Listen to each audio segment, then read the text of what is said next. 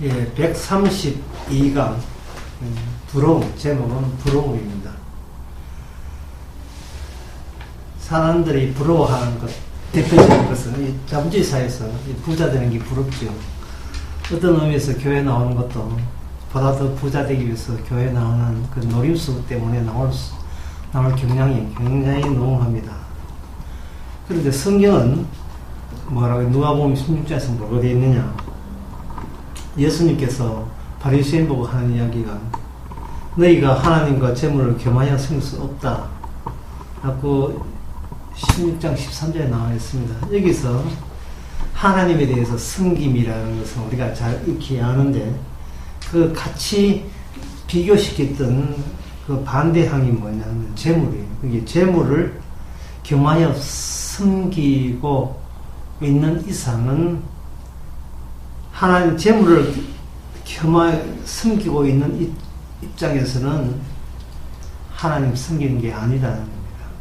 그리고 하나님을 섬기다고 자부하신다면 재물은 결국 섬김의 대상이 아니라고 하시면서 그 내용에 대해서 사람들이 궁금하겠죠. 그리고 난 뒤에 거기에 예를 든 게 있습니다. 예를 든 것이 바로 유명한 거지와 나사로 이야기가 나옵니다. 거지 나사로는 사람들 보기에 지질공상이죠. 부러움의 대상이 되지 않습니다. 근데 예수님께서 의도적으로 거지 나사로하고 누구를 비교시켰냐 하면은 그 앞집에 있는 부자와 비교를 시켰습니다. 누가 부러움의 대상이냐고 묻는 거예요, 우리에게. 이 세상에서 거지 나사로 될래, 아니면 부자 될래, 어느 팔자가 마음에 드느냐고 우리에게 묻는 겁니다. 그리고 난 뒤에, 그리고 둘 다 죽었습니다. 죽고 난 뒤에 거지 나사로는 아브라함 품에 나그네 갔고, 그리고 부자는 지옥 갔습니다. 자, 옛날에 한때 거지였고 한때 부자였다는 것은 시간만 지나가면 그건 옛날 이야기가 되는 겁니다. 그리고 난 뒤에 우리에게 묻습니다. 어느 팔자가 부러우냐? 어느 팔자가 부러우냐? 거지 나사로가 부러우냐? 아니면 부자 됐다가 지옥불에 간 게 부러우냐고 묻는 겁니다. 그런데 예수님께서 이 말씀하신 취지는 더 깊은 데 있습니다. 바로 그 나무이라는 거, 그 천국이라는 거, 아브라함의 품에 안겼으니까 하나님의 언약의 세계죠. 그 천국. 그 천국이라는 것이 이 지상의 모습은 사람들에게 부러움의 대상이 안 된다는 이야기입니다. 오히려 나중에 죽고 가게 된 그 지옥이라는 게 특정 장소가 문제가 아니고 누가 지옥에 가느냐가 중요하거든요. 누가 지옥에 가느냐 하면은 이 세상 살면서 남들부터 부러움을 받았던 자들이 지옥으로 간다는 이야기를 여기서 붙이고 있습니다. 그렇게 덧붙여서 해석이 해야 앞에 나온 13절 하나님과 재물을 겸하여 쓸 수 없다는 그 내용이 확인해지고 분명해지는 겁니다. 사람은 어떤 최종적인 결과에 대해서 선택하라면 물론 천국에 간 천국 쪽을, 지옥보다 천국 쪽을 선택하겠지요. 그런데 그 천국에 간 그 천국에 거지 나사로가 있다는 것에 대해서 사람들은 상당히 다양스럽게 생각할 겁니다. 하지만 그 거지 나사로가 처음부터 천국 간 게 아니고 이 지상에서는 그야말로 거지로, 심지어 거지 정도가 아니죠. 죽을 때도 고통 가운데 죽었으니까 남들 보기에 얼마나 참 인생 망가졌고 참 세상에 인생을 실패해도 왜 이렇게 저렇게 저 나라고 떨어져서 실패하냐, 모든 사람의 동정과 천시를 받을 정도로 그러한 어려움을 하나님께서 거지 나사로에게 가함이를 해놓고 그 다음에 그 앞집에 부자를 설정해놓고 자, 둘 중에 어느 쪽이냐 이런 거죠. 사다리 타기예요. 그렇게 눈에 보일 때 마치 우리는 거지 쪽에 가게 되면 그거는 지옥으로 마지막 끈터머리가 지옥과 연결되어 있는 것으로 느껴지고, 그리고 부자는 얼마나 하늘의 복을 받았다면 부자가 되겠습니까? 그만큼 부자 받을 짓을 했기 때문에 부자 됐다고 생각하거든요. 그렇다면 그 끈터머리는 아마 천국 갔을 거라고 생각하는 겁니다. 그렇다면 천국과 지옥이라 하는 것은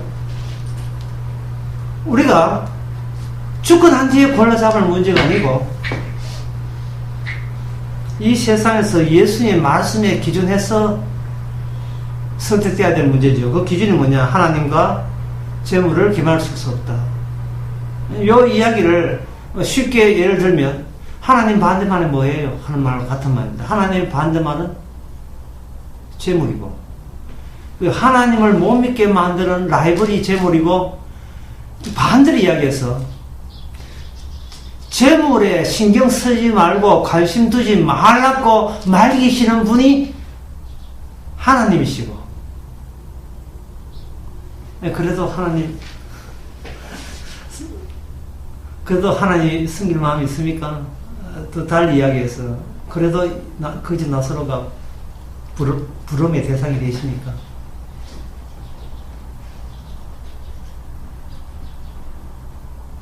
이 부러움이라 하는 것은 이 땅에서 하나의 유혹거리였습니다. 창세기 3장에서 선악과를 따먹지 말라는 말씀이 창세기 2장에 나옵니다.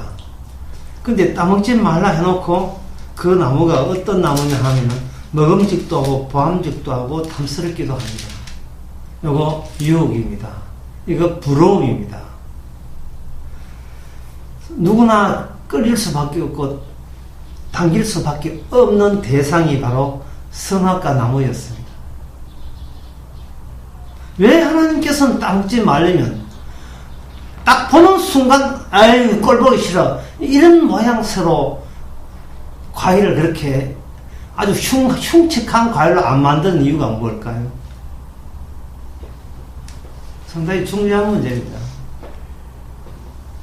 따먹지 말라고 한다면 말씀만 그렇게 할 게 아니라 시각적으로도 진짜 진절이 날 정도로 외면하게 만드는 그런 과실을 달아놓았으면 사람들이 아예 안 따먹을 가능성은 점점 높아질 건데 왜 먹음직도 보암직도 탐스럽게 한 과실을 해놓고 따먹지 말라고 했는가요?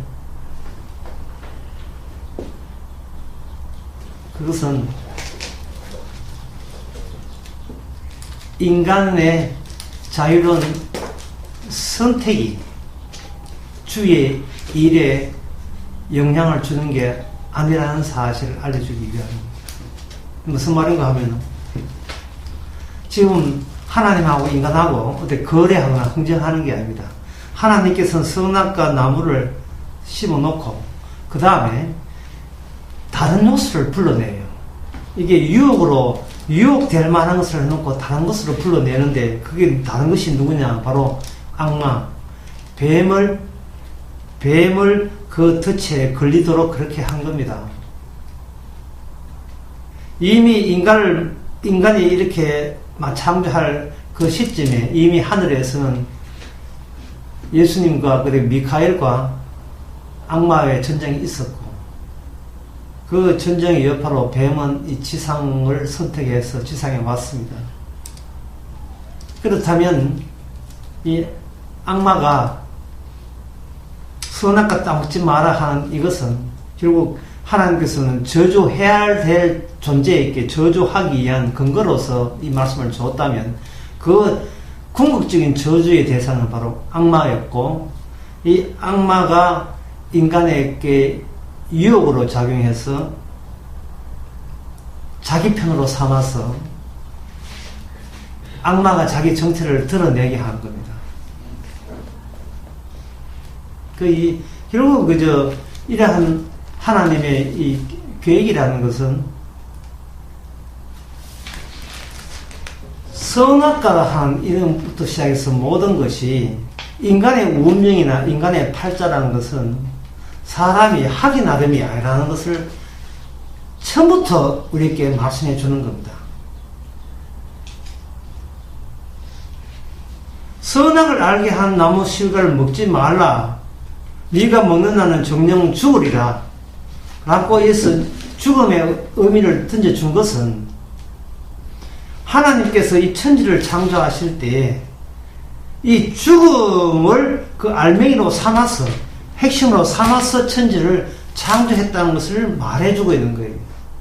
그리고 인간은 구원이라고 하는 것은 선악과 안 따먹는 상대에서는 구원이라는 게 성립이 안 됩니다. 선악과 따먹어서 인간들로 하여금 자기 팔자, 자기 미래, 자기 운명이 자기 힘으로는 어쩔 수 없다는 지경에다가 푹 잠기고 해놓고 그 다음에 하나님의 약속대로의 조치에 의해서 구원이 주어지게 되면 천국이라 하는 것은 오직 주님의 영광만을 돌리는 거죠. 그렇다면 인간이 이 세상에서 자기가 부러워 유혹에 넘어가지 않아서 구원받은 게 아니라 인간은 누구나 유혹에 넘어갈 수밖에 없는 약한 존재고 허약한 입장이라는 것이 여기서 분명히 정립이 되는 겁니다. 그래서 성경 말씀에서 거지 나사로와 이 부자 이야기는 어느 쪽을 부럽지 말고 나사로 쪽을 선택하는 말이 아니고 그렇게 할 위인은 이 세상에 아무도 없다고 단정 짓고 거지가 거지 된 것은 자기의 믿음이 아니고 주께서 그렇게 조치를 하신 겁니다. 앞으로의 모든 영생이라는 것도 이처럼 우리의 현재 입장을 분명히 알게 해주시고 이러한 이길 수 없는 유혹과 부러움을 능가해서 주님의 용서하심으로써 영생을 얻게 하십니다.